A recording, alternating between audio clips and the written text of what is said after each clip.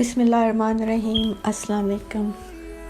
آج میں آپ کے لیے جو وظیفہ لے کے آئی ہوں اس کی مدد سے انشاءاللہ آپ کی جو بھی پریشانی ہے اور آپ اس کا حل چاہتے ہیں اور آپ کو پتہ نہیں ہے کہ وہ مسئلہ کس طرح سے حل ہوگا، تو یہ عمل کرنے سے انشاءاللہ آپ کو خواب میں پتہ چل جائے گا کہ اس مسئلے کو کس طرح سے حل کیا جائے۔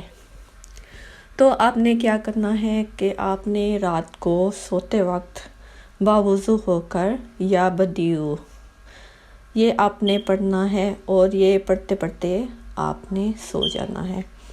تو جو بھی آپ کی مشکل ہے اس کا حل انشاءاللہ آپ کو خواب میں پتہ چل جائے گا اور غیب سے اللہ تعالیٰ کی آپ کو مدد پہنچے گی اور آپ کو پتہ چل جائے گا کہ وہ کس طرح سے مسئلہ آپ کو حل کرنا ہے۔